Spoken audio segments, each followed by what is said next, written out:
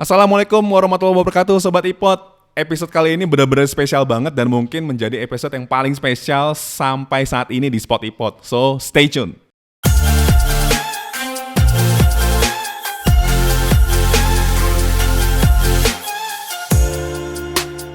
Nah, seperti yang gue bilang, episode kali ini spesial banget. Kenapa? Karena kali ini yang nemenin gue itu bukan orang sembarangan. Mungkin bisa dibilang salah satu orang yang paling dikenal di NKRI. Beliau adalah Bang Raditya Dika. Kirain Atta Halilintar yang diundang gak ya? Bukan ya? Makanya gue bilang salah satu. Oke.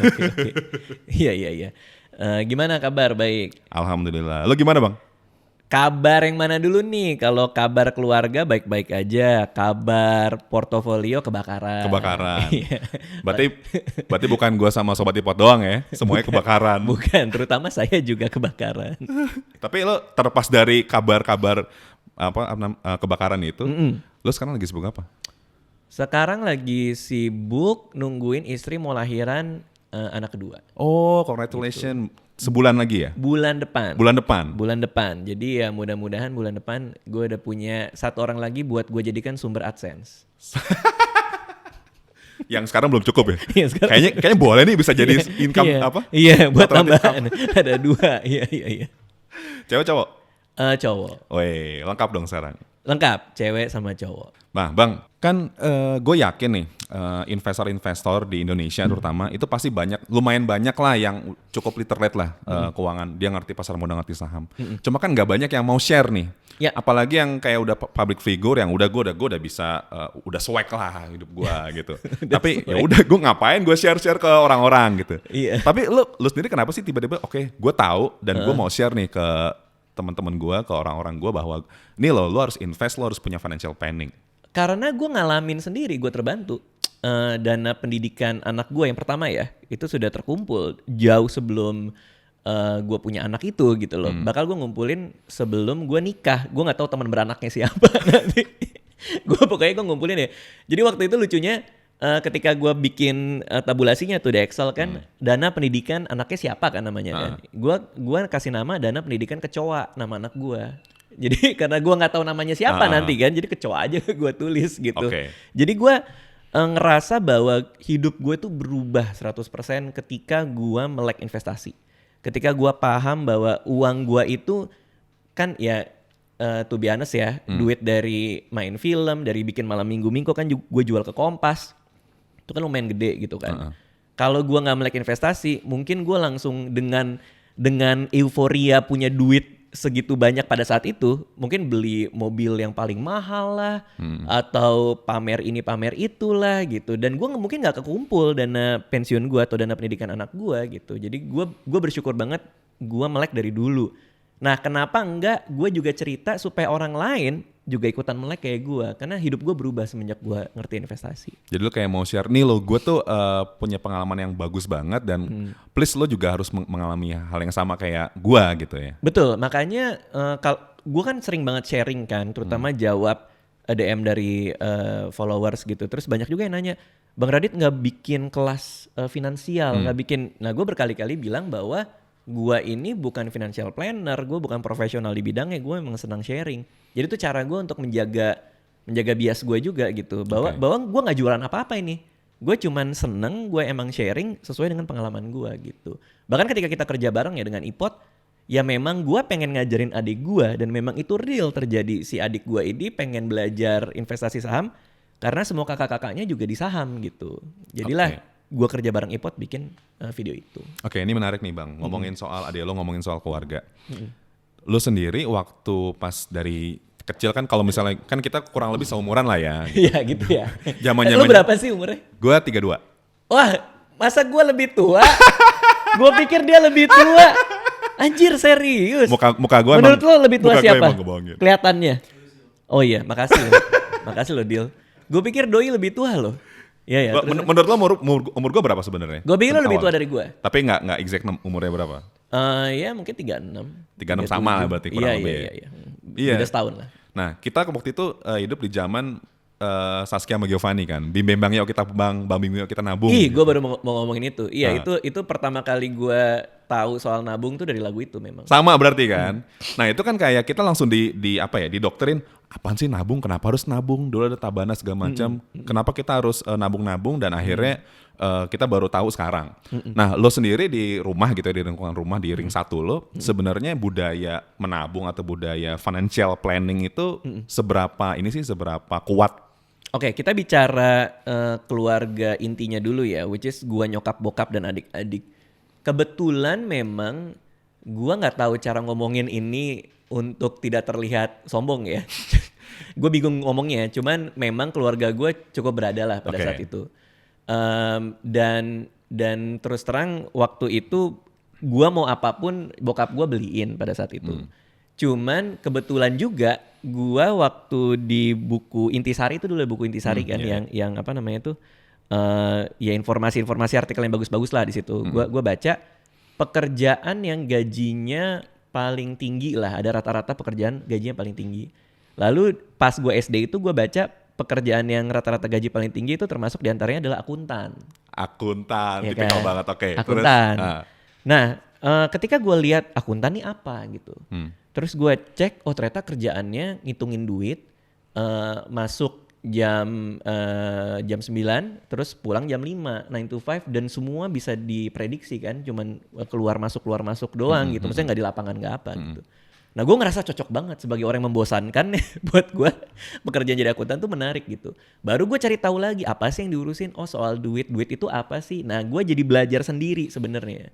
Jadi kalau kita tadi bicara soal keluarga, secara spesifik keluarga gue nggak pernah ngajarin gue wealth preservation lah misalnya, katakanlah gitu, atau soal investasi gitulah, enggak gitu. Cuman keluarga gue memang apapun yang gue pengen tuh terpenuhi pada saat itu gitu. Cuman gue ngerti sendiri dari baca-baca buku gitu pada saat itu. Jadi kalau keluarga sih mungkin nggak terlalu banyak ngajarin ya secara spesifik soal investasi gitu. Nah cuman kalau adik-adik gue kebetulan karena gue juga udah duluan belajar, gue yang ngajarin mereka jadinya sekarang. Oke. Nah, lo waktu itu berarti kan lo pertama tahu dulu tuh accounting dulu kan, akuntansi, profesi akuntan dulu. Profesi akuntan yang gue nggak tahu nih apa. Akhirnya lo cari tahu sendiri. Itu lo umur berapa ya? Oh SD itu. SD. Kelas lo udah 5 tahu apa? akuntan.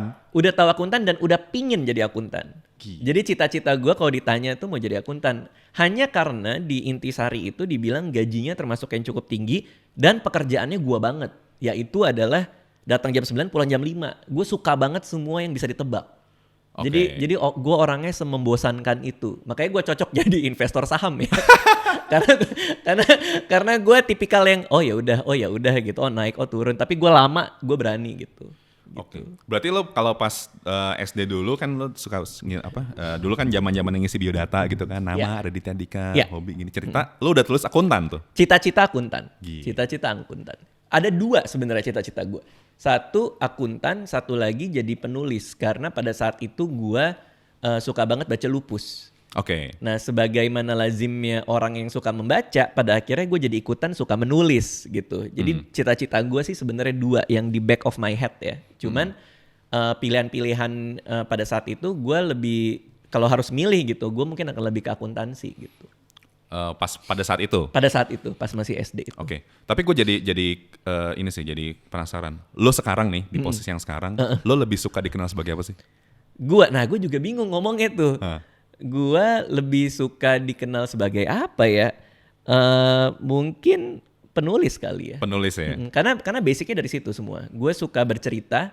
Gue nulis materi stand up, gue stand up kan. Gue nulis materi buat buku ya, gue tulis jadi buku, dan filmnya jadi film gitu sih. Oke, berarti dari sebenarnya dalam tanda kutip literasi keuangan lo harus bermulainya dari SD. Literasi keuangan ya. Familiar dengan hal-hal yang berbau keuangan iya. Yang berbau keuangan ya. Cuman kalau secara literasi yang melek banget itu mungkin setelah umur 21 tahun. Karena investasi pertama gue juga cuma deposito kan. Oke. Gitu. Jadi gue ke bank minta deposito. Itu aja ngitungnya juga salah. Gue kan waktu itu mungkin sekitar bunganya 6% lah ya. Katakanlah 6%. Gue tuh ngitung 6% tuh dibayar per bulan. Oh, I see. Jadi gue udah berasa orang kaya Lumayan, tuh waktu itu tuh. Karena gue ngerasa bahwa gue taruh deposito 6%, tiap bulan gue dapat 6%. Gak tau ya 6% per tahun. Per tahun. Jadi itu juga masih bodoh gue kan. Kayak Oh gitu, ternyata kecil ya gitu. Karena gue datang ke bank tuh dengan semangat tinggi terus ngelihat bunga 6% gitu. Wah, gue tiap bulan dapat segini. Kok enggak ya? Oh, ternyata tiap tahun gitu. Jadi emang pelan-pelan sih. Oke, berarti cita-cita lo jadi akuntan itu terus berlanjut sampai lo SMA dan akhirnya ngambil kuliah. Cita-cita gue jadi akuntan betul, itu berlanjut sampai SMA. Cuman SMA tuh gue ngambil IPA. Oke. Karena kebetulan nyokap gue orang kimia. Dia dosen di MIPA UI. Jadi dia tuh pengen anaknya tuh jadi punya basic scientist lah gitu. Nah kan gue bilang, tapi mah aku maunya kampusnya ekonomi nih gitu. Terus kata nyokap gue, ya nggak apa-apa, kamu ambil ini aja, ambil IPA aja. Nanti kan bisa milih tuh IPC tuh zaman gue kan. Ya udahlah gue ikut IPC. Cuman pilihan pertama gue pada saat gue ngambil jurusan tuh fisika UI yang pertama gitu. Nah keterimanya sudah di situ. Padahal ekonomi tuh yang nomor 3. Oh gitu. iya, ekonomi nomor 3 karena kan IPC kan? Ya karena IPC. Nah pilihan pertama gue fisika UI, gue pikir gak keterima gitu. Gak taunya keterima, ya udah. Cuman ya pada saat itu pun juga sebenarnya keluarga gue udah nyiapin gue kuliah di luar gitu. Di Adelaide University di Australia. Nah di Australia gue ngambil finance, ngambil keuangan gitu. Di situ baru gue ketemu jodoh gue lah gitu. Cinta pertama gue istri gue, tapi cinta kedua gue tuh compound interest. Cinta kedua compound interest. Ketemunya di pas lagi kuliah tuh compound interest tuh. Dan apa yang bikin lo cinta sama, ya obviously ya, maksudnya cinta compound interest pasti karena ya memang efeknya udah ketahuan positif banget. Yeah. Tapi kan gue nggak tahu ya, apakah banyak orang-orang yang oke, gue suka accounting atau gue suka finance dan gue ngambil jurusan itu dan akhirnya gue cinta banget sama pelajaran-pelajaran yang gue pelajarin tiap hari gitu, termasuk salah satunya compound interest. Ini seru banget nih obrolan ini, karena gue jarang ngomong ini ke depan banyak orang. Jadi kenapa gue bisa jatuh cinta segitunya sama ekonomi dan finance di Australia? Karena di textbook gue itu setiap teori-teori finance atau ekonomi yang dijabarkan itu ada contoh dunia nyatanya. Oke. Nah itu yang ngebuat gue kayak ini applicable banget. Contohnya gue pernah bikin video kemarin soal opportunity cost. Itu kan mikroekonomi lah.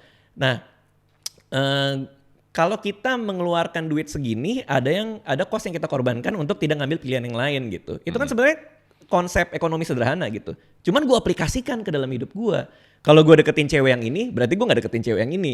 Kalau gue keluar pas malam minggu ke klub yang ini, berarti gue gak ke bar yang ini gitu misalnya. Jadi itulah yang menurut gue tuh nempel. Lalu soal prisoner's dilemma tuh juga diajarin. Soal dasar-dasar keuangan yang menurut gue applicable dalam diri gue, bahwa konsep keuangan itu adalah semua tuh ada batasnya gitu loh. Jadi tiap keputusan ekonomi itu pasti ada yang kita hilangkan untuk mendapatkan sesuatu yang lain. Itu gue dapat banget gitu. Soal pemasaran juga. Dan contoh-contohnya juga selalu dikatin sama contoh real case-nya. Iya di textbook gue ya. Jadi gue seneng banget tuh. Kalau di textbook gue lupa lagi judul textbooknya apa. Textbook gue tuh di sebelah kiri, di pojok kiri itu ada contohnya tuh. Kayak orang main tenis gitu. Itu prinsip ekonominya apa. Bukannya Menki bukan sih? Aduh gue lupa. Karena gue ingat bukan Menki juga kayak gitu. Jadi ada di pojok kiri? Di US ya. Tapi kasusnya di US. Jadi bukan di Indonesia atau bukan di Australia. Tapi ada kasus-kasus yang gitu-gitu. Iya contoh gini. Contoh the law of diminishing return. Ya kan. Itu kan konsep ekonomi buat memproduksi sesuatu lah gitu.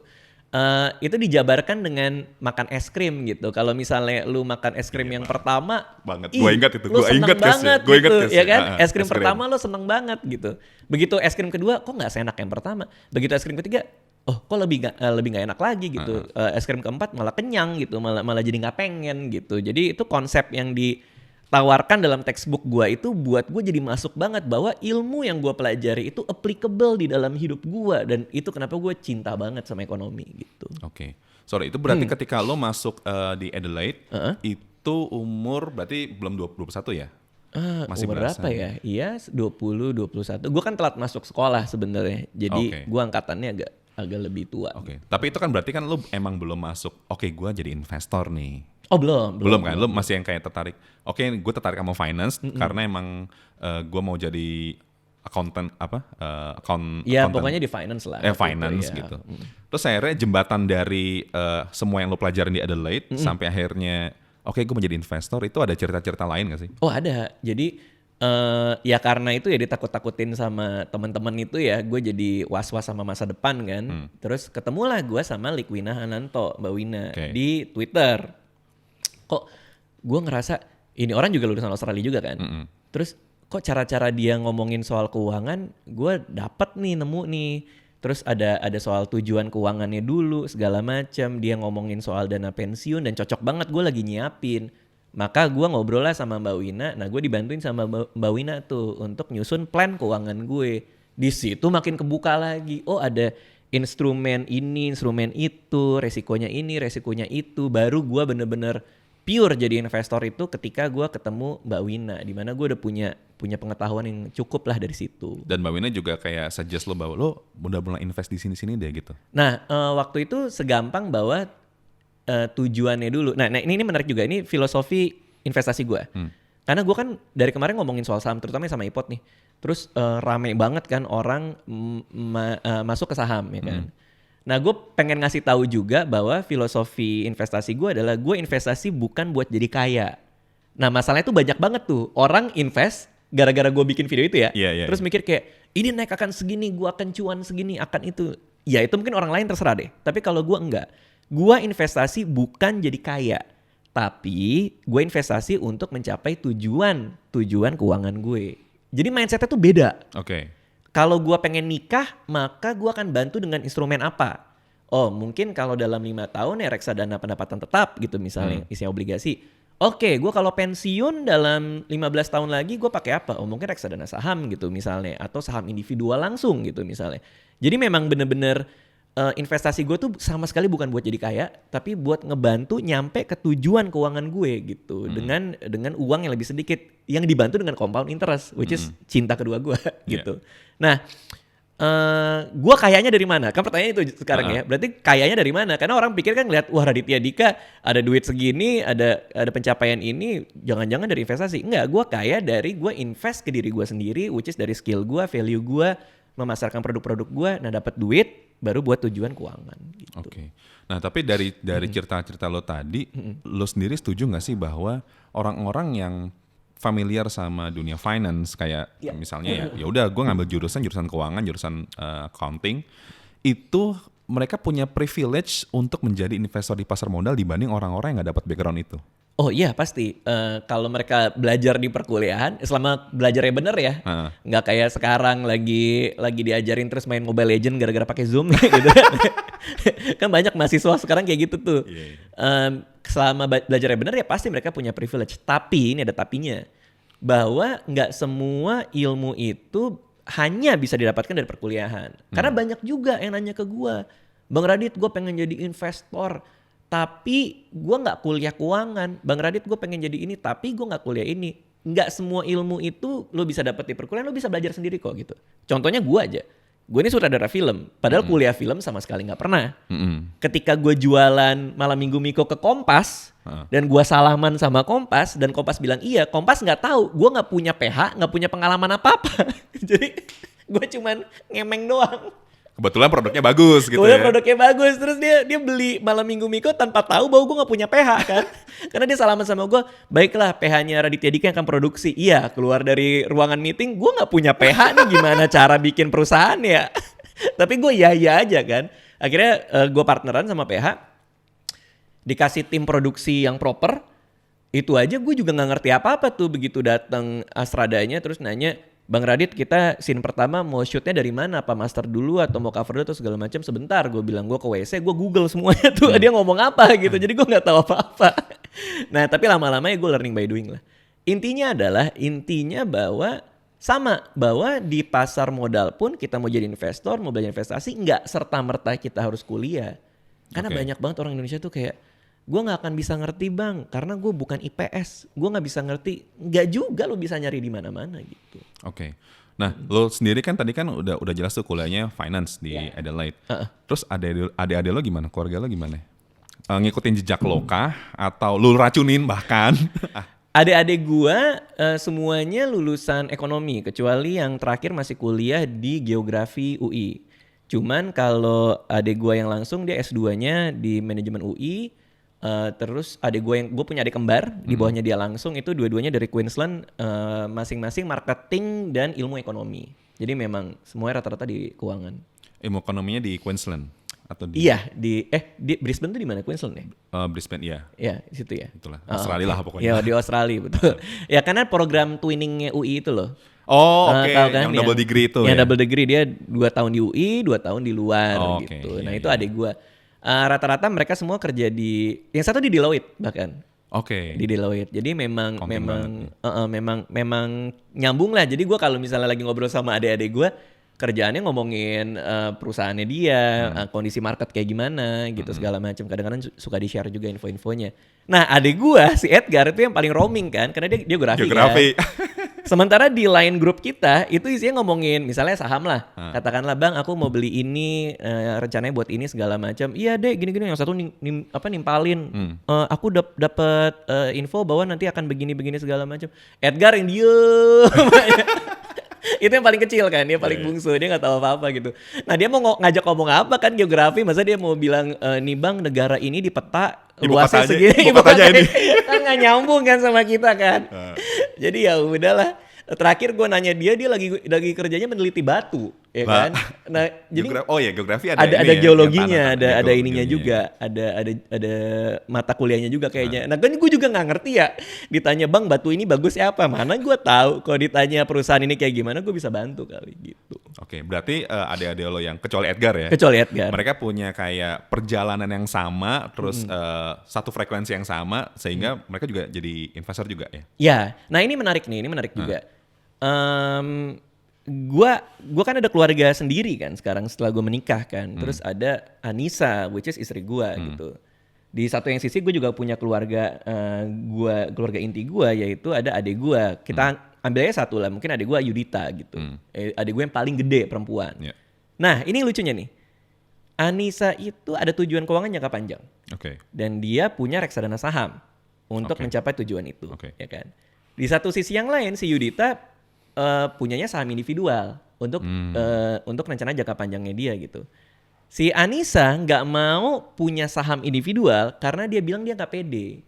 Dia bilang kayak, "Aku nggak yakin aku cukup ngerti, aku nggak yakin aku cukup punya waktu buat meneliti, aku nggak yakin aku punya cukup keberanian melihat dia naik turun sedemikian rupa, jadi aku reksadana saham aja." Di satu yang sisi, si Yudita adik gue bilang, "Ngapain Bang, aku taruh di reksadana, aku bayar expense di rasionya itu, manajemen fee-nya itu tiap tahun, mending aku nyusun sendiri gitu ya." Tapi di satu sisi yang lain, si Anissa, "Nggak apa-apa aku bayar manajemen fee, toh aku membayar dia untuk menggantikan dengan waktu aku tidak mikirin saham gitu." Nah, gue ngelihat sebuah dikotomi yang menarik banget gitu antara satu orang dengan satu orang yang lain punya instrumen investasi pilihan mereka sendiri, asalkan mereka tahu kenapa mereka memilih itu. Nah, itu yang kadang-kadang kalau kita bikin, misalnya kemarin kita bikin sama Ipot ya, berbahaya, mending reksadana aja gitu. Tapi nanti kalau gue ngomongin reksadana, ngapain, mendingan saham aja. Nggak bisa serta-merta gitu sih. Itu yang gue melihat dari keluarga gue. Nah Bang, lo tadi sempat cerita terkait perjalanan investasi lo. Ya. Kebetulan beberapa dari Sobat Ipot nih udah banyak banget nih yang nanya nih dari kemarin nih. Gue bacain satu-satu ya. Ini ada dari Mas Noval ZMB. Mas Noval nanya, kenapa Bang Radit lebih memilih invest di pasar modal daripada lainnya? Ya karena untuk mencapai tujuan keuangan gue cocoknya di situ gitu. Dan gue contohnya kenapa nggak properti lah katakanlah gitu ya. Karena pertama gue orangnya mager, harus ngeliatin propertinya. Katakanlah kos-kosan lah gitu ya, misalnya gue bikin kos-kosan dapat income dari situ. Belum lagi gue harus ngelihat tenannya kayak gimana, belum lagi nagihinnya. Jadi gue sebagai orang yang mager paling cocok memang di pasar modal. Jadi emang nggak semua orang cocok di misalnya di properti atau sebaliknya ya nggak? Atau sebaliknya. Atau sebaliknya cocok di pasar modal. Atau kalian sukanya memang di properti ya silakan gitu. Karena memang seneng gitu ngurusinnya. Kalau gue terus terang lebih seneng yang gue nggak terlalu ribet sih kalau gue gitu. Yang penting investasi ya? Ya kalau gue kayak gitu. Terus ada lagi nih yang nanya dari Mbak Gita Marindra. Nah tadi kan Bang Radit kan sempat singgung dana pensiun tuh. Siapa buat dana pensiun. Nah ini Mbak Gita ini nanya, cara Bang Dika memilih saham The Ones sebagai kendaraan pensiun. Ini kita bicara saham individual berarti ya? Dia sih ngomongnya The Ones kayaknya kumpulan ya, atau nggak tahu sih dia Oke, ngomongnya The oke. Ones. Kalau kumpulan berarti kan konteksnya reksadana saham gitu ya. Oh, mungkin ya. Ya kalau reksadana saham ya lihat MI-nya, track record-nya kayak gimana, termasuk top 10 atau top 20 nggak, AUM-nya berapa, historical return-nya kayak gimana, kalau gue sih itu. Tapi kalau konteksnya itu di saham individual, kalau gue pribadi di saham individual itu memang khusus untuk value investing aja gitu. Oke. Jadi gue cuman nyari perusahaan yang bagus tapi harganya murah. Nah itu ya kita bisa sampai panjang ngomongin segala macam rasionya ya.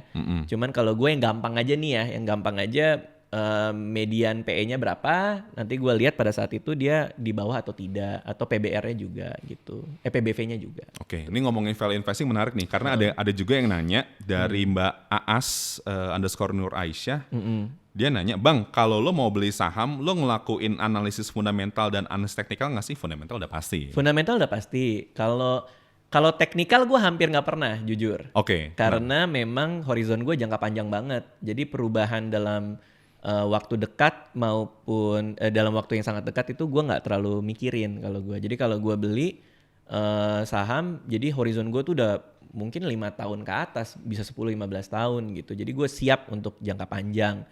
Nah, dan gue juga rutin. Jadi kalau udah punya saham pilihan, gue akan rutin. Setiap bulan gue akan taruh di situ. Sehingga gue ya istilahnya dollar cost averaging lah gitu ya. Jadi kalau dia mahal, gue belinya dikit, kalau dia murah gue belinya banyak secara otomatis gitu. Jadi gue nggak terlalu mikirin itu. Boleh di-share nggak sih Bang, dollar cost averaging itu konsepnya tuh kayak gimana? Konsepnya adalah ya dengan rutin membeli produk investasi tanpa peduli dia mahal atau murah, dengan harapan bahwa secara rata-rata dia harga rata-ratanya akan naik. Kira-kira kayak gitulah. Jadi kayak investasi berkala lah gitu ya. Itu cocok buat gua, dan ini yang gue lakukan dari zaman 15 tahun yang lalu dengan reksadana. Gua bisa ngerjain yang lain tanpa mikir dia lagi naik atau turun. Karena tahu-tahu secara rata-rata dia akan naik aja gitu. Oke. Tapi lo ini nggak sebenarnya inget nggak sih kenangan termanis lo, berarti kan cuan terbesar lo itu pas kapan? Maksudnya ya either misalnya ada momen gitu, berapa besar, dan sebaliknya juga kapan lo yang paling berdarah-darah, yang paling parah banget nih? Oke, nah balik lagi ke tadi, gue tuh nggak pernah mikirin tadi cuan, berarti which is untung ya. Untung. Gue nggak pernah mikirin itu, karena yang gue pikirin hanya dia sudah mencapai tujuan investasi apa tidak. Berarti kalau misalnya returnnya jauh lebih tinggi daripada gue harapkan, nyampainya lebih cepat kan. Okay. Jadi yang gue pikirin adalah dia nyampainya lebih cepat apa enggak, bukan untungnya lebih gede atau tidak. Itu satu. Nah tapi kalau mikirinnya berdarah-darah, ya pasti gitu. Kayak sekarang aja. Balik lagi. Saya ini akhir tahun lalu udah bisa pensiun karena dana pensiun itu sudah terkumpul. Oke. Tapi gara-gara Anda virus corona, porto saya masih minus berapa? Minus 20%-an kali sekarang ya gitu. Jadi ya jadi harus mundur lagi gitu, harus sabar lagi nungguin dia recover, atau ya kayak sekarang gue pelan-pelan nambah terus gitu. Berarti bisa dibilang ini yang paling parah lah ya pas COVID ini. Betul sekali Anda corona. Kenapa Anda tidak pergi-pergi? Camkan itu corona. Iya. Dan kalau kita lihat pasar modal Amerika ya, dia malah sempat turun di Maret, sekarang lagi all time high lagi tinggi-tingginya, walaupun sempat agak turun juga gitu kan. Nah kenapa kita enggak ya? Coba tolong dong, boleh gak sih kita ngikutin Amerika? Gue gak terlalu ngerti ya kenapa ya, cuman bolehlah kita coba kayak gitu ya. Lo pas yang 2008 gitu, kena gak sih? Kena juga. Cuman, nah karena gue pernah ngalamin 2008, Oke. jadi gue pede untuk menghadapi yang sekarang. Karena gue inget banget, dulu kan gue masih beli itu di sebuah bank lah. Ada satu bank yang mungkin orang pada tahu lah pada saat itu yang paling gampang buat dapat reksadana gitu. Kalau yang lain kan harus jadi prioritas dulu lah segala macam gitu. Nah, gue ketemu salah satu relationship manager ya di situ gitu. Terus gue nanya, ini reksadana saham lagi turun ya? Iya nih Bang Radit, saya udah berminggu-minggu uninstall nggak saya lihat, dia bilang gitu.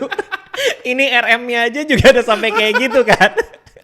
Berarti emang kondisinya parah banget gitu kan. Cuman ya kalau karena gua diajarin sekali lagi sama Mbak Wina gitu kan, fluktuasi jangka pendek mungkin gak terlalu ngaruh karena reksadana saham kan horizonnya jangka panjang. Jadi ya gua malah nyantai tetap dengan DCA gua, dollar cost averaging gua taruh lagi.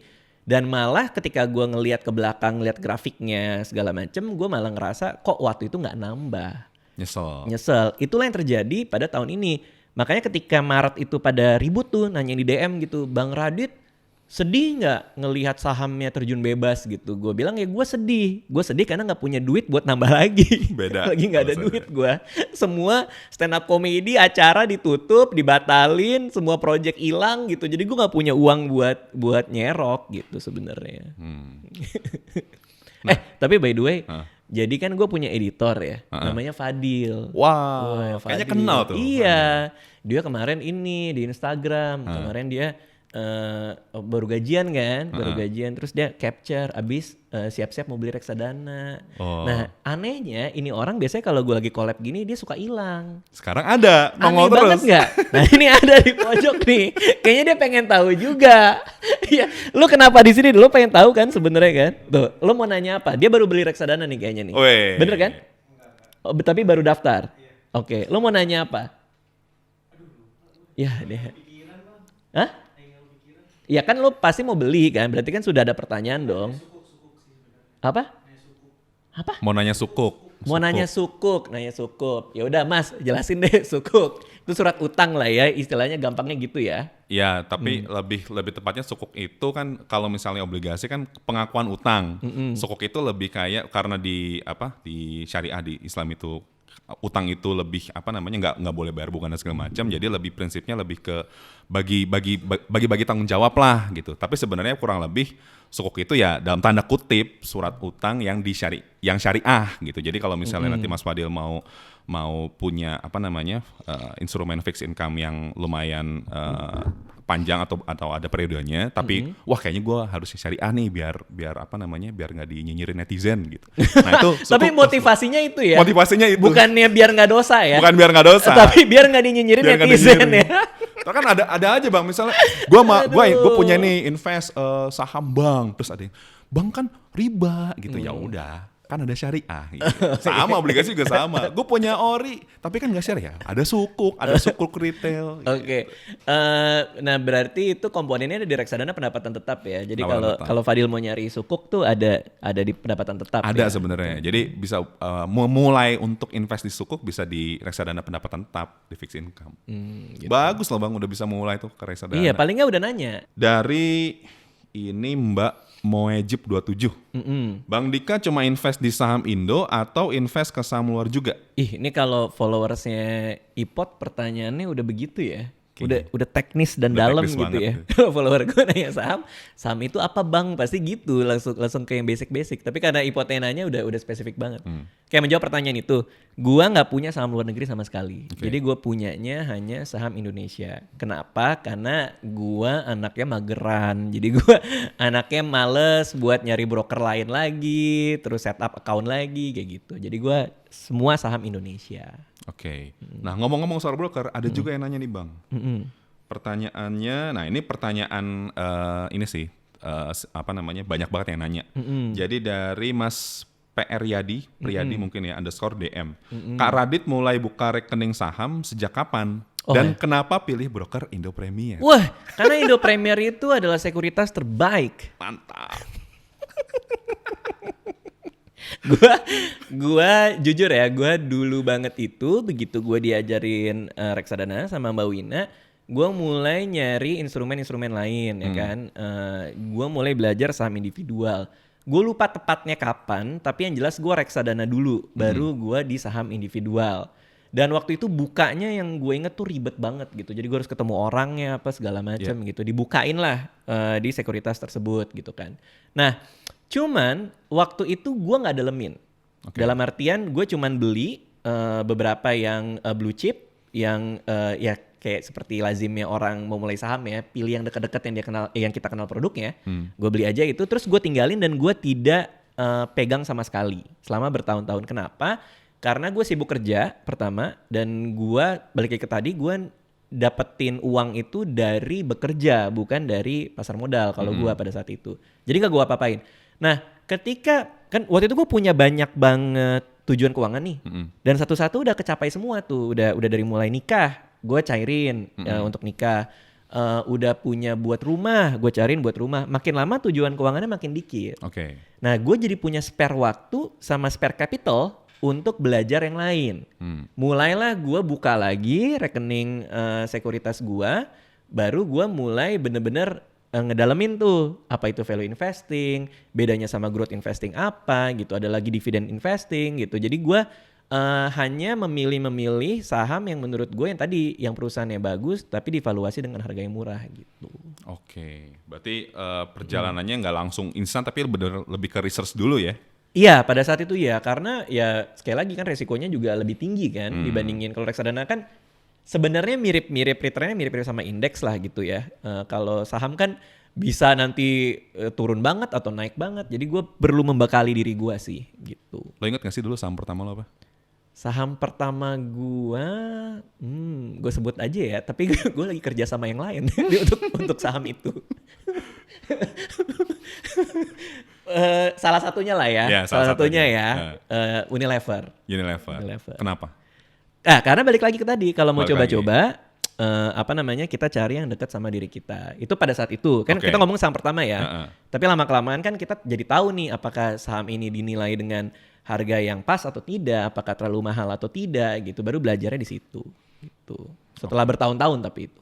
Oke. Nah ini ada lagi yang nanya dari ini mukanya.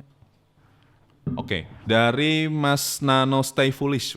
Wih deh, Nano Stay Foolish. Saudaranya Steve Jobs. Yoi.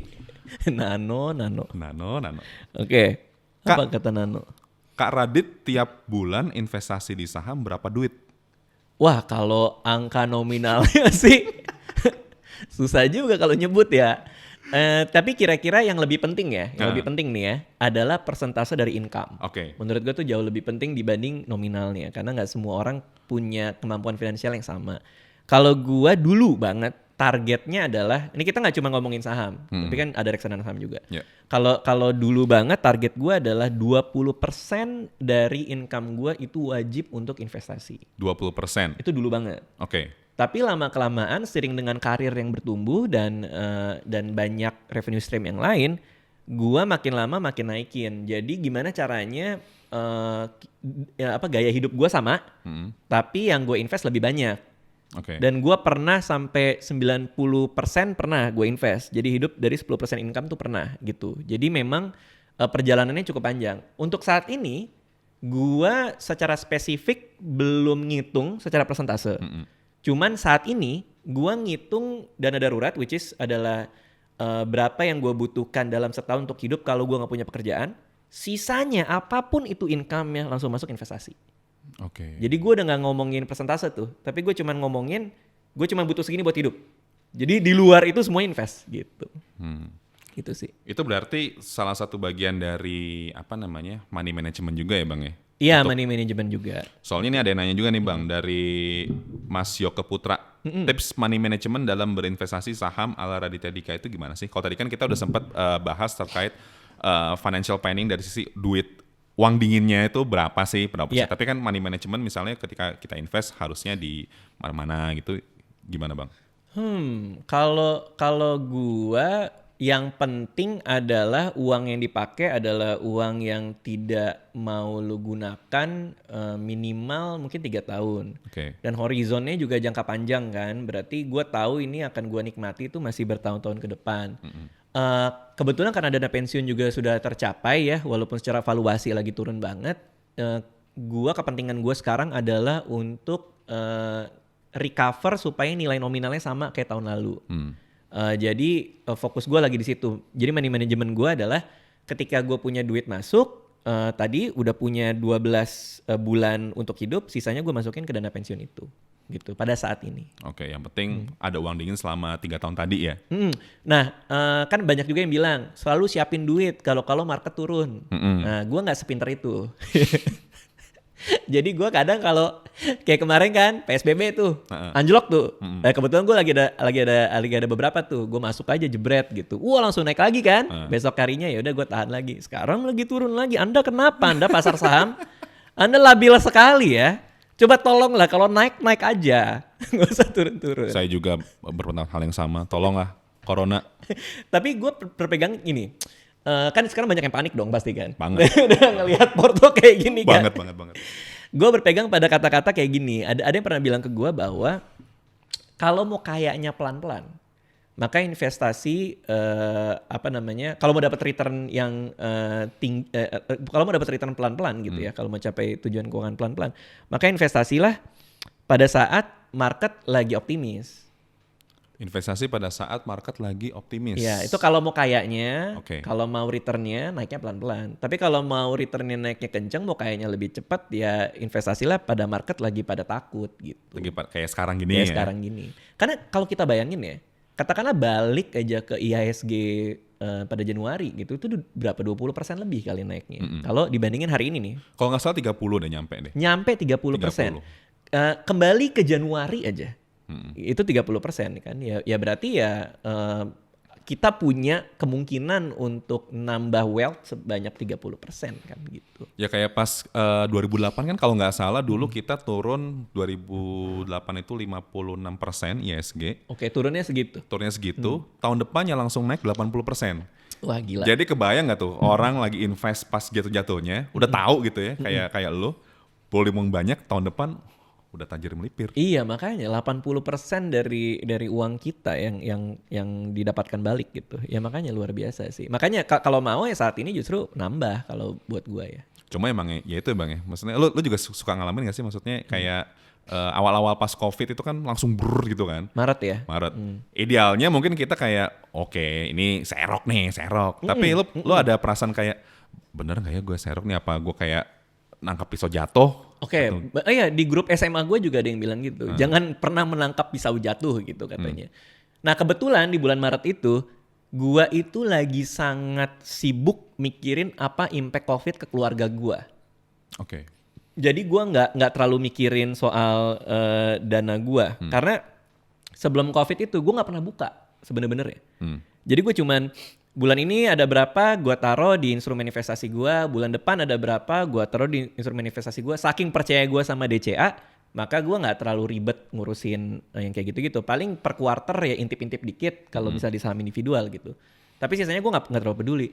Nah begitu Maret terus gue mulai deg-degan gini, keluarga gue gimana segala macam, udah lewat masanya, gue ngecek lagi, buset ternyata pernah sampai 3.000 lebih kan ya IHSG gitu. Nah gue baru ngehnya di situ, pas juga lagi nggak ada uang gitu.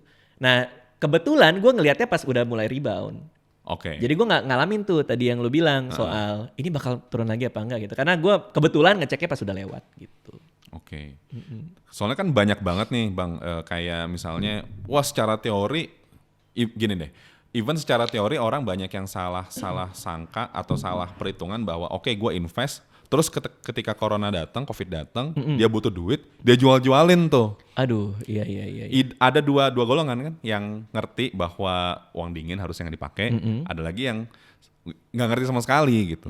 Lo dulu sendiri berarti termasuk yang ngerti dan untungnya masih ada waktu itu ya, walaupun secara lu targetnya lu pengen pensiun tahun depan jadi tertunda gitu doang kan doang gitu. Iya, nah tapi gue juga agak kasihan sama orang-orang yang kayak gue sebenarnya, yang kita udah lama banget ngumpulinnya gitu, terus tiba-tiba ya begini. Kalau kita lihat aja mungkin kalau ada yang invest dari 5 tahun yang lalu dengan angka yang sekarang sama aja, which is berarti kan duitnya nggak tumbuh juga gitu kan. Jadi gue kasihan justru orang yang horizon investasinya tuh mungkin perlunya saat ini. Nah itu pasti bingung banget dan harus bergantung sama dana darurat. Sekali lagi makanya dana darurat itu penting gitu. Karena ketika lo butuh investasi lo dan ternyata kondisi lagi kayak gini ya nggak perlu dicairin gitu sih. Cuman ya jangan sampai kita ikut-ikutan panik, itu yang susah juga tuh. Gue pernah ngajarin orang ya, aduh ini gue jadi cerita nih. Temen gue mudah-mudahan gak nonton nih. Jadi dia tuh nanya tuh, gue pengen ikutan dong lu kayak itu investasi gitu, reksadana saham gitu misalnya. Oh ya udah lo buka aja gini-gini, gue ceritain reksadana saham tuh apa dan naiknya kayak gimana gitu. Oke. Udah waktu itu pas lagi mau pemilu tuh, ya kan? Pemilu tahun lalu berarti. Presiden gitu. Nah udah nih, udah dia kumpulin. Terus abis itu ya ada masalah lah waktu itu lah ya, pilpres ya. Terus sempat jatuh banget kan saham. Nelpon gue marah-marah. Wah ini dana pendidikan anak gue semua gue taruh sini jadinya jatuh gini segala macam gitu. Nah gue kan jadi kayak Ya emang kayak gitu kan, tapi gimana cara ngejelasinnya kan gitu. Nah, gue takutnya banyak yang kayak gitu juga, hanya ngelihat kayak si Radit investasi, si ini investasi, terus mereka nggak punya mindsetnya dulu, nggak tahu bahwa walaupun gue sampai berbusa bilang ya bahwa ini profil resikonya seperti ini buat jangka panjang, tetap aja orang kalau ngelihat hasil keringatnya dia turun kan pasti sedih gitu. Jadi ya yang penting kita tahu lah bahwa saham itu buat jangka panjang. Jangan pernah lupa soal itu aja. Tapi kalau kan gue nggak tahu nih, gue kan sebagai rakyat jelata lihat ya kenyataannya masih banyak yang belum ngerti gitu, dan masih banyak juga yang belum mampu. Nah kalau lo sendiri bang kan pasti kan nih maksudnya gimana? Mampu beli saham atau mampu secara finansial lah gitu. Untuk invest rutin terus ya tadi maksudnya kayak kalau lo kan ya udah masih aman nih, tapi kan masih banyak yang rakyat-rakyat jelata yang ya tadi sebenarnya belum mampu tapi mau invest gitu. Dan kalau misalnya mampu pun belajarnya juga masih kurang. Nah kalau dari lingkungan lo sendiri bang, yang pasti kan lo kenal banyak public figure gitu ya. Pengamatan lo gimana sih terkait kayak misalnya seberapa melek mereka terhadap finansial, seberapa melek mereka terhadap investasi? Jadi gue gimana ya, ini ngomongin teman-teman gue juga sih ya. Ada beberapa yang memang melek investasi pasti. Tapi karena mungkin mereka ngelihat gue sering ngomongin ini, jadi ada juga tuh masa-masa di tengah-tengah COVID nih, pas Maret, April, Mei itu teman-teman yang nelpon dan minta diajarin. Kenapa? Karena mereka utangnya gede banget.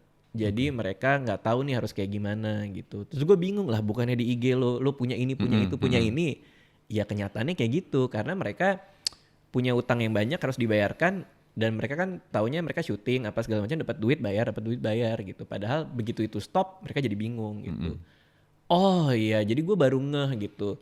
Ini juga pelajaran juga sih buat banyak orang, bahwa yang namanya kekayaan itu, net worth itu bukan apa yang lo kasih lihat, tapi adalah bukan cuma sekedar aset lo gitu, tapi adalah aset dikurangi hutang lo. Nah ini yang paling penting gitu. Komponen hutang ini kita nggak bisa lihat di Instagram, ya kan?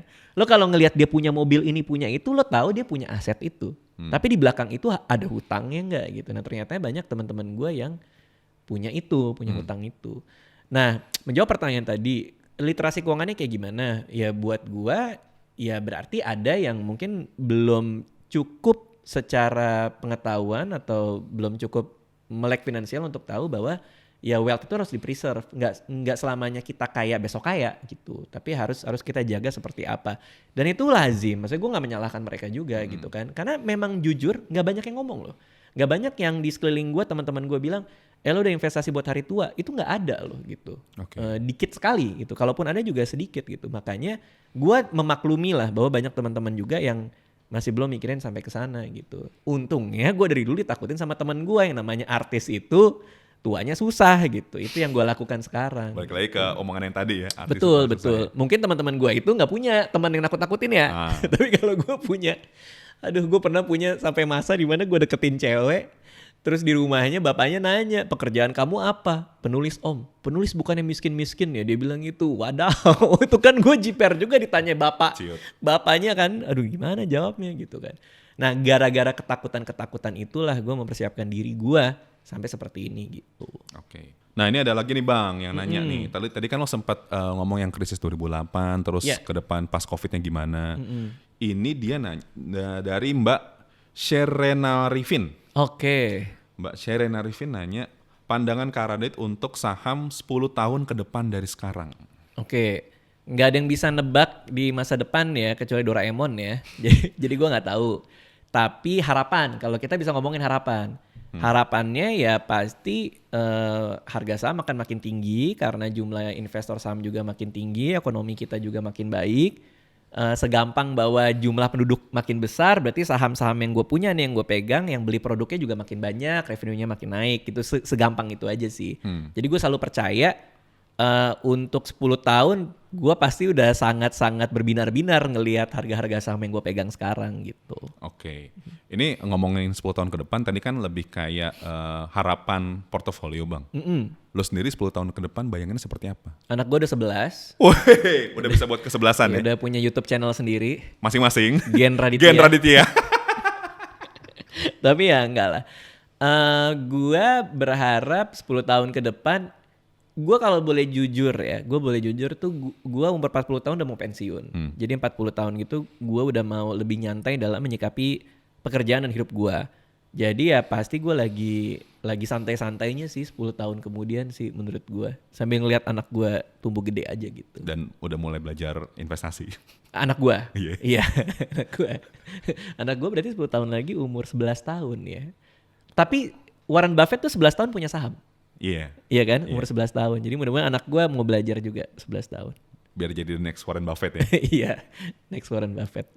Nah, untuk menjadi next Warren Buffett kan pastinya butuh belajar Bang. Ini ada yang nanya nih, bagus nih pertanyaannya. Jarang-jarang soalnya. Bentar. Wah ini apa namanya, avatarnya masjid, jadi gue gak tahu nih cewek apa cowok. Oke. Dari Mas atau Mbak Aifoze. Bang Dika, rekomendasi buku tentang saham yang bagus Bang? Oke, kita nih asumsi ini pemula banget ya. Kalau pemula banget, gua itu punya kebiasaan. Apapun yang pengen gua pelajari, gua nyari ada nggak buku for dummies-nya. Lo tau nggak sih? Yang kuning. Yang kuning kan? Ya. Karena itu entry point yang menurut gua paling gampang buat gue. Kayak misalnya gue mau belajar Adobe Premiere, ya gue cari ada nggak Adobe Premiere for dummies. Gue mau belajar soal apalah zaman dulu tuh menulis skenario ya, script writing for dummies gitu. Jadi kalau mau ya belajar stock for dummies atau value investing for dummies gitu. Itu pasti ada. Sekarang kan gampang di Google Books juga bisa nyari. Nah, kalau udah dapat dari situ kan dapat gist-nya lah, intinya dapat rangkumannya lah. Baru baca buku-buku yang lain yang berkaitan dengan itu. Itu aja sih. Oke, berarti cari yang for dummies dulu ya. Menurut gue paling gampang gitu. Karena gue apapun yang lagi pengen gue pelajarin, gue nyari for dummies-nya gitu. Lo dulu inget gak lo yang lo pelajarin tuh buku atau artikel apa? Karena kebetulan gue dari Mbak Likwina, jadi gue lebih banyak diajarin hands on sama Mbak Likwina pada saat itu. Cuman kalau gue mencari referensi-referensi, ya paling buku-buku kuliah zaman dulu sih. Tapi lo kerasa bedanya gak sih pas lo belajar investasi dulu, compare ke sekarang pilihannya seberapa beda sih banyakan sekarang lah ya pasti ya. Dulu tuh seberapa informasi. Oh iya, sekarang gila sih menurut gue tuh udah nggak tahu lagi gitu kalau orang zaman sekarang nggak investasi itu menurut gue aneh. Karena semuanya tuh ada gitu. Bahkan segampang gini deh, aplikasi deh, kita bicara iPod lah gitu. Lu bisa tinggal download dan lu tinggal, ini kan kemarin si kreatif gue sama gue nyuruh buka juga kan rekening di iPod gitu. Dia cuman sehari juga udah jadi. Adek gue Edgar juga sehari udah jadi gitu. Jadi alasan lo apa lagi gitu loh. Kalau misalnya lu zaman dulu bisa bilang, oh iya soalnya gue nggak ngerti belajarnya kayak gimana di iPod, itu kan juga ada tuh pelajarannya. Bahkan kalau gue lihat dibagi-bagi kan, beginner, intermediate, advance gitu. Ya lu belajar dari situ gitu. Mau belinya kayak gimana, lu nggak harus kemana-mana lagi, tinggal di rumah, tinggal simple buy gitu misalnya, tinggal beli gitu. Jadi buat gue aneh banget kalau misalnya ada orang sudah punya ketertarikan terus masih kayak gue ngertinya dari mana, belajar dari mana gitu. Segampang itu sih. Jadi harusnya nanti hasil dari portofolionya juga harusnya jauh lebih bagus ya dibanding kita ya. Soalnya seharusnya sih iya, seharusnya. Tapi minimal nyoba dulu deh. Minimal nyoba dulu. Gue nggak tahu deh kalau di iPod itu kalau dia nggak punya belum daftar dan jadi semua ya sampai ke RDN-nya itu bisa nggak nonton video-videonya itu? Bisa. Oh bisa di aplikasinya. Emang kita buka buat publik. Ya minimal itu dulu deh. Minimal lu apa namanya semalam lu nontonin semua yang di iPod, baru habis itu lo buka, nyobain satu lot aja. Jangan terlalu banyak juga, yang penting lo dapet taste-nya, lo dapet appetite-nya. Oh ternyata kayak gini. Nah yang kemarin kurang gue bikin di video bareng iPod adalah sebenarnya jualnya. Jadi lo beli, habis itu lo tinggal tidur, besok mau naik mau turun lo jual, dapet tuh di RDN kan, transfer balik ke rekening lo, dan itu lo udah terima, berarti kan lo udah tahu, oh ini legit nih, aman nih. Karena banyak banget orang yang nanya, ini aman nggak, ini apa segala macem. Ya investasi bodong kan banyak ya di luar kan. Jadi orang tuh kehati-hatiannya. Nah tapi yang gue bingung ya, kadang-kadang kalau yang legit nih, sekuritas legit nih kayak IPOT, itu orang nanyanya lama kan. Bang ini gimana nih, bener nggak apa segalanya. Tapi begitu investasi bodong, tetangga lu dateng, terus lo bilang, mbak ini beneran lo saya jadi double lo dalam 3 bulan. Lu langsung ikut gak mikir. Kan aneh kan? Itu buat gue aneh banget orang Indonesia gitu loh. Yang satu udah umurnya udah panjang banget. Indo Premier udah berapa ya? Dari 2002, kita udah 18. Dari 2002 gitu. Sama tetangga lu baru bikin yang apalah itu, duit jadi berganda-ganda gitu loh. Ya itulah maksud gue, jangan sampai kita terjebak juga gitu. Ya, jadi ini bagus banget nih Mbak atau Mas Aifoze udah mau baca buku. Jadi Sobat Ipot yang lain, contohnya kayak gini ya gitu, jangan nanya, Bang saham yang bagus apa nih? Bang gimana caranya dapat kayak, karena gue dulu pernah kayak gitu Bang. Gue ingat pas di IDFest 2017 itu kan ada sesi keuangan. Oh ada. Sesi keuangan. Nah gue datang sebagai peserta, itu tuh ada 3 narsum lah gitu. Yang satu ngajarin reksadana, satu ngajarin reksadana juga, satu lagi ngajarin cryptocurrency. Oke. Yang 2 pertama itu oke, bagus gitu, jelasnya benar. Yang ketiga bagus juga, tapi pas sesi tanya jawab orang pada nanya yang ketiga. Pertanyaan pertama nih, Pak, gimana caranya saya mau modal sedikit, cepat, kemudian dapat return 20 juta, makasih. Iya itu dia. Itu kan salah satu jualannya yang bodoh-bodoh kan kayak gitu kan. Mungkin itu juga yang mempengaruhi orang juga gak sih Bang? Iya, kalau gue gampangnya gini. Gue udah punya set sendiri return yang gue expected berapa dari investasi gue. Gue paling mentok 20%. Kalau oke banget 30% lah, katakanlah 30%. Jadi kalau misalnya ada investasi yang ditawarkan ke gue terus lebih dari nilai itu, either 20 atau 30 di atas itu, gue akan bertanya-tanya banget gitu loh. Karena it's too good to be true kan. Jadi gue percaya kalau yang terlalu bagus untuk sebuah kenyataan ya pasti biasanya terlalu bagus. Gue stick sama return gue yang menurut gue lazim-lazim aja. Jadi itu salah satu tanda bahaya paling besar adalah ketika datang terus bilang ini setahun bisa 100-200%. Nah mending lo hati-hati gitu sih. Oke. Jadi yang paling penting juga adalah untuk tahu ini barangnya apa. Itu kadang-kadang juga orang juga harus ngerti ya, ketika dia mau invest banyak banget di saham itu apa sih? Segampang itu dulu aja gitu. Takutnya jangan ikut-ikutan juga gitu sih. Cuma lihat angkanya doang ya. Nah ini juga yang makanya gue senang, kemarin gue bikin video sama Ipot juga. Edgar adik gue kan beli saham tuh ICBP tuh waktu itu dia beli ICBP. Terus begitu dia beli langsung turun kan. Terus gue mampus mang enak gitu. Ya karena memang harus dikasih lihat bahwa enggak selamanya yang baik-baik aja. Kayak gue terbuka banget, gue bilang porto gue merah merona dan berdarah gitu. Ya nggak apa-apa, itu bagian dari lu punya saham gitu loh. Nah gue takutnya banyak banget karena kita ingin orang berinvestasi yang dijual malah ketika kita naikin grafik ya grafik yang naik-naik aja gitu. Tapi kenyataannya nggak seindah itu juga gitu. Oke, ini ilmu bagus banget nih. Jadi walaupun Sobat Ipot tahu nih betapa indahnya kalau lo bisa invest, tapi lo tetap harus ingat bahwa ada risiko, ada opportunity cost juga yang tadi lo bilang, yang harus ditanggung sebelum lo memutuskan untuk invest. Jadi kalau misalnya harusnya nanti harganya turun, ya lo jangan kaget atau jangan marah-marah banget. Karena itulah cost-nya salah satunya. Betul. Nah ini kita lanjut ke pertanyaan selanjutnya. Dari siapa nih? Bentar ya. Oh ini juga lumayan bagus nih. Dari Mbak Eliza Tantra Halim. Oke. Bang Radit pernah bilang kalau company bisa kirim kita uang per bulan. Cara tahu company itu kasih fasilitas itu gimana sih? Nggak ngerti, maksudnya apa tuh? Mungkin maksudnya dividen. Dividen kali ya, oke. Oh maksudnya dividen. Mungkin. Oh iya. Oke, dividen kali ya. Ya itu bagi hasil usaha dari si perusahaannya gitu. Dan nggak tiap bulan juga kan. Ada yang sekali setahun, ada yang 2 kali. Ada yang tiba-tiba nggak bagi kan juga ada. Nah, gue bingung cara menjelaskannya apa ya. Tapi di video bareng Ipot tuh ada tuh. Yang sama Mas Rifan juga itu dijelaskan dividen tuh apa gitu. Nah ada beberapa temen gue juga yang dia lebih ke dividen investing. Jadi dia cari saham yang bagi dividen terus sengaja diutak-atik tuh supaya minimal paling nggak sebulan sekali dapat dividen gitu atau nggak lengkap sebulan juga nggak apa-apa gitu.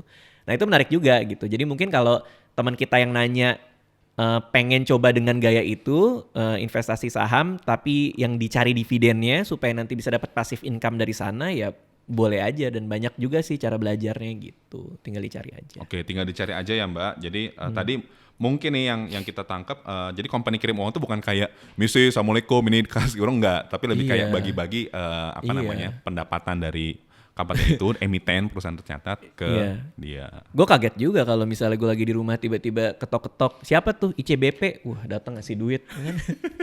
Siapa tuh UNVR ngasih duit, ini duit kamu bulan ini Radit, wah terima kasih. ya nggak gitu sih ya, mungkin ya, tapi ya itu pertanyaan lazim sih. Mungkin orang susah ya dengan saham itu kan bahasanya lumayan berat ya. Ada yang capital gain lah, ada dividen lah. Ya pelan-pelan kita rangkai. Makanya gue seneng kalau gue ngomong tuh coba gue sederhanakan supaya orang awam juga paham maksudnya gitu sih. Oke.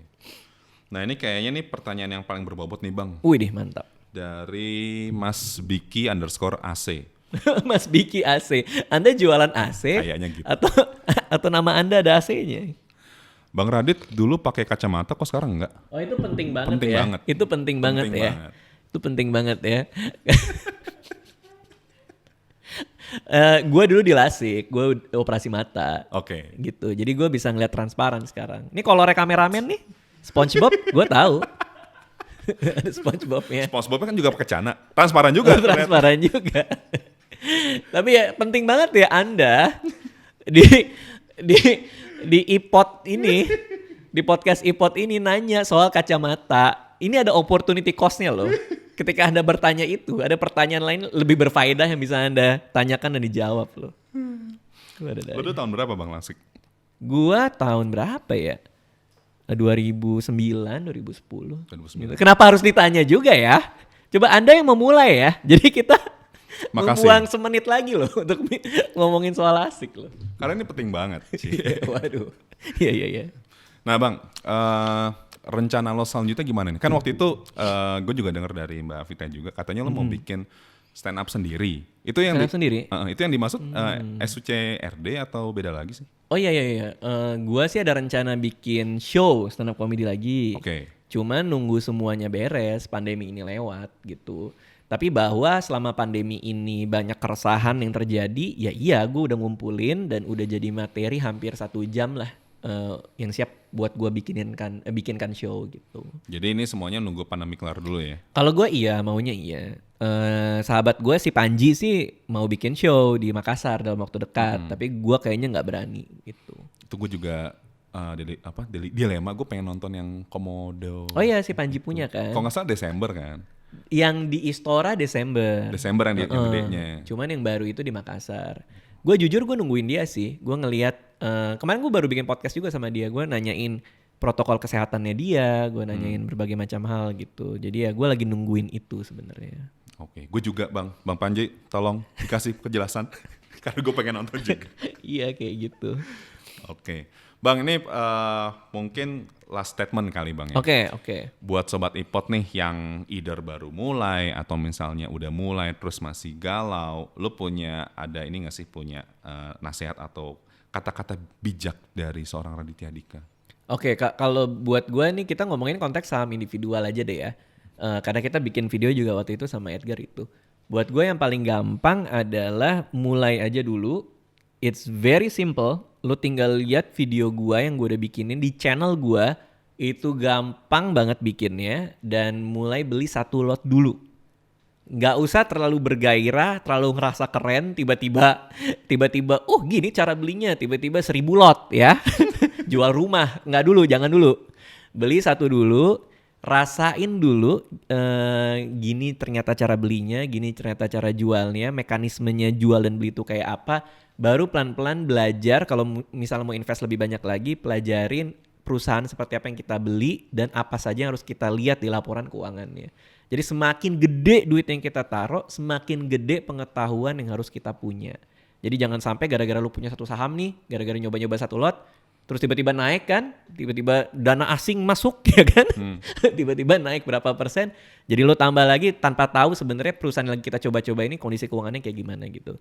Gue selalu advocate untuk nyobain untuk nyari yang paling dekat dengan diri lo, tapi gue juga advocate kalau mau beli lebih banyak, pengetahuannya juga harus lebih banyak. Oke, gila-gila. Wah, ini benar-benar nggak kerasa lo udah sejam lebih loh. Seru.